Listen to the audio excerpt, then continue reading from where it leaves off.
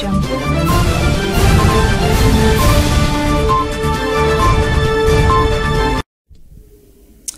Mesdames et messieurs, bienvenue dans ce journal. Commençons par cette nouvelle. Parmi les 29 pêcheurs congolais arrêtés par la marine angolaise le lundi 22 juillet dernier au cours d'une patrouille marine dans les eaux territoriales congolaises au large de Mwanda, 93 ont été relâchés hier jeudi 25 juillet 2024 dans la soirée. C'est après intervention du gouverneur de province Grace Kwanga Bilolo. Quelques heures avant leur libération, le chef de l'exécutif provincial s'est entretenu avec le consul général de l'Angola à Matadi dans la matinée du jeudi 25 juillet. Lors de ces résolutions, le numéro 1 du Congo central avait souligné l'importance de préserver les relations bilatérales entre les républiques sœurs d'Angola et de la RDC. Pour rappel, 36 autres pêcheurs congolais sont en processus d'identification avant de rejoindre leurs concitoyens relâchés hier. Autre chose à présent, pénurie à Matadi, on en parle dans ce journal. Privés d'eau il y a plus d'une année, les habitants de quartiers communément appelés Mambote et Kambanana dans la commune de Nzanza lancent un SOS auprès des décideurs pour des solutions idoines. Un reportage signé Pacifique Mwanda et Logos Mabino. L'approvisionnement en eau est un véritable casse-tête pour les habitants de la ville portuaire de Matadi en particulier et ceux de la province du Congo central en général. Dans plusieurs quartiers, l'eau jaillit en dents des scies selon l'horaire établi par la régie des eaux, soit une fois la semaine pour les uns et 2 fois pour les autres. D'autres par contre sont privés d'eau il y a de cela plus d'une année. Les cas des quartiers communément appelés Mambote et Kambanana pour ne citer que ceux-là. Ces femmes regroupées près de ces tuyaux de la régie des eaux sont à la recherche d'eau. Heureusement pour elles, cette fuite d'eau est une issue, nous a confirmé l'une parmi elles, qui dans ses propos a sollicité l'implication des autorités de la régie des eaux. L'eau ne jaillit plus. Il y a de cela une année dans cette contrée. Nous profitons de cette fuite d'eau. Nous lançons un cri d'alarme aux autorités pour une solution, car dit-on, l'eau c'est la vie. De son côté, la régie des eaux dit être confrontée devant plusieurs défis d'ordre logistique. Nous a confirmé le député national ville de Matadi, Dr Nzuzikasa Amzi, qui a échangé avec les responsables de cette entreprise en décembre dernier. Outre cet aspect logistique, l'insolvabilité des institutions est un manque à gagner pour elle. Propos des animateurs de la régie des eaux, relayés par les coordonnateurs provinciaux du mouvement citoyen Filimbi, qui réclamaient ses frais auprès du gouverneur sortant, Guibandou Ndungiti. Changeons des chapitres à présent, les réactions fusent de partout à Matadi, quelques heures après l'annonce de la décision du ministre d'État en charge de la justice, Constant Moutamba, selon laquelle les églises doivent être installées à 500 mètres après l'une dans un milieu. Suivez ce reportage de Fallon Kenge. La gestion des églises et asbels qui connaissent une prolifération en RDC pose problème à ces jours. La pollution sonore et l'absence d'un cadre légal sont les conséquences de ces faits évoqués par le ministère de la Justice qui, à travers un communiqué rendu public le samedi 20 juillet dernier, a interdit l'installation d'une association confessionnelle dans un rayon de 500 mètres par rapport à une autre, mais aussi la suspension du F92. Une décision qui a suscité des réactions de part et d'autre. La connaissance Selon ma connaissance, il n'y a pas que des églises qui causent la pollution sonore, mais aussi les bars qui dérangent les habitants des alentours. Selon moi, l'État devrait fixer un horaire national pour un meilleur fonctionnement de ces confessions religieuses pendant les heures de culte.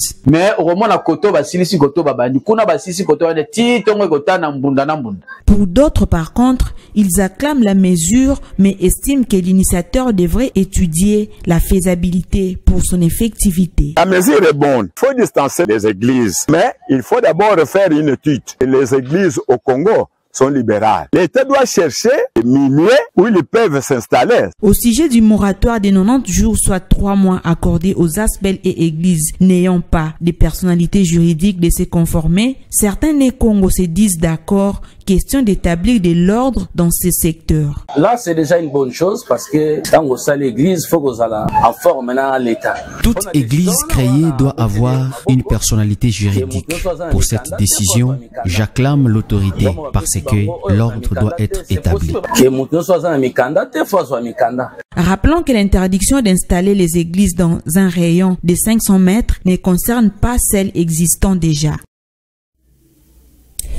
Le ministre des Finances Doudou Fouamba Likoundé a reçu la délégation intersyndicale de l'Office national de transport ONATRA en sigle, conduite par son président Armand Ossassé.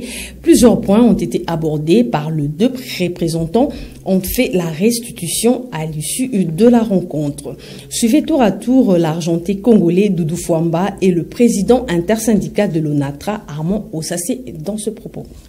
À l'issue du dernier conseil des ministres que nous avons tenu à la Cité de l'Union africaine, que l'autorité suprême a instruit le gouvernement de devoir accorder une subvention à cette société pour faire face à des besoins en termes de financement, de rémunération et autres charges que cette entité a. Ça, c'est pour les courts termes, mais pour les longs termes et les structurels, l'autorité suprême a insisté que les partenariats qui avaient été signés à son temps entre l'ONATRA et une société étrangère représentée par une filiale ici, MCTC, que ces contrats-là puissent être mis en œuvre et que les droits des travailleurs de l'ONATRA soient sauvegardés, qu'aucun emploi ne soit perdu et que nous puissions investir dans la modernisation de nos infrastructures portuaires pour beaucoup d'importance. Parce que madame, vous êtes sans ignorer que la logistique est l'un des indicateurs qui constitue la rigidité, qui ajoute une pression sur le prix des denrées de première nécessité.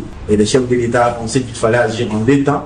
Agir sur les long terme, ça veut dire sur les moyens et les long terme, ça veut dire sur les plans structurels, avec ces partenariats qui vont moderniser nos infrastructures, mais également agir les court terme en apportant des subventions à la société pour faire face aux besoins impérieux qui se posent devant les gestionnaires. Donc je suis très heureux de confirmer que l'instruction de l'autorité suprême a été exécutée ces jours, que la subvention qui a été requise a été effectivement mise à la disposition de notre société et qu'avant la fin de ces mois, les partenariats win-win qui a été signé entre notre société et un partenaire va être mis en œuvre pour la modernisation de nos installations et le renforcement pour la performance de notre société. Nous remercions sincèrement son Excellence Monsieur le Président de la République, aussi bien les gouvernements de la République, parce que si cette réunion il y a avec son Excellence Monsieur le Ministre des Finances, c'est si les institutions du Président de la République. Et si le volet social, le Président de la République avait décidé de donner aux travailleurs de l'ONATRA 4 payes. Les jalons posés, la route à suivre est indiquée. C'est ici l'occasion pour nous de faire un appel à tous les travailleurs de l'ONATRA d'être prêts parce que nous venons de gagner. Le gouvernement vient de nous donner les moyens par rapport aux institutions du Président de la République et le ministre a prouvé que c'est un nationaliste. Diplomatie à présent, les relations bilatérales entre la RDC et la Pologne sont au beau fixe. Varsovie condamne toute atteinte à l'intégrité territoriale de la République démocratique du Congo. Déclaration de la Pologne lue par le secrétaire d'État Andrzej Xena, chef d'une délégation des autorités de cet État, à l'issue d'une entrevue entre le président congolais Félix Antoine Tshisekedi et cette délégation polonaise. C'était hier, jeudi 25 juillet 2024 à Kinshasa. Suivez. Nous percevons la République démocratique du Congo en tant qu'une puissance régionale en Afrique centrale. De plus, nous sommes confiants que la RDC jouera un rôle de plus en plus important, non seulement dans la région, mais aussi au niveau global, tant sur le plan politique qu'économique, et que ceci portera davantage de sécurité et de prospérité pour le peuple congolais. Nous désirons que la Pologne apporte sa contribution à ce processus par la voie de partage de notre expérience et un esprit de partenariat réel. Je voudrais souligner que nous avons signé aujourd'hui au siège de ministère des Affaires étrangères, mémorandum et les consultations à Kinshasa grâce à mémorandum et Varsovie au niveau des ministères prendront désormais un caractère plus systématique. Ce cadre de consultation facilitera d'améliorer l'échange régulier d'opinions sur le tout sujet d'intérêt mutuel. Et ce qui est vraiment important pour la République, nous soutenons sans équivoque la souveraineté de la RDC et condamnons fermement tout atteinte à son intégrité territoriale. Nous analysons les conclusions des groupes d'experts des Nations Unies qui indiquent que les groupes d'armées actifs en RDC reçoivent un soutien direct d'autres pays. Cette situation est très préoccupante et doit être éradiquée pour éviter le conflit ne s'attend davantage. Et pour finir ce journal, en dehors de nos frontières, dans l'actualité internationale, la désolation à Gaza après des mois d'errance, toute faute de lieu où s'abriter, certains trouvent refuge dans les cimetières. Un reportage signé nos confrères de TV5 Monde. Dans la bande de Gaza, et ici en particulier à Khan Younes où les combats ont repris ces derniers jours, les cimetières ne sont pas épargnés. Ici, les frappes aériennes et les passages des blindés ont détruit bon nombre de sépultures. C'est ici, au milieu des pierres tombales, que les familles de déplacés ou des locaux, dont l'habitat a aussi été détruit, se sont installés. Je vis parmi les morts. C'est une honte que des enfants aient à subir cela et à vivre dans de tels endroits. J'ai peur. Alors imaginez ce que ressentent les enfants. Nous sommes perdus dans les rues. Nous avions l'habitude de dormir à l'hôpital, mais on nous a dit que c'était interdit. Alors où pourrions-nous aller? Nous sommes épuisés. Nous vivons à côté des morts.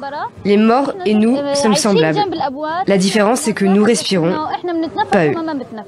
Au milieu des toiles censées protéger du soleil, du vent et de la poussière, et l'accumulation du strict minimum, la vie doit s'organiser, ici comme ailleurs. Ces installations dans ce cimetière de Khan Younes ne concernent que quelques dizaines de déplacés. Mais selon l'ONG CARE, 1 700 000 Gazaouis vivent aujourd'hui en dehors de leur habitation. La population de la bande de Gaza dépasse à peine les 2 millions d'habitants. Mesdames et messieurs, merci d'avoir suivi ce journal. Restez branchés sur la suite de nos programmes. Au revoir.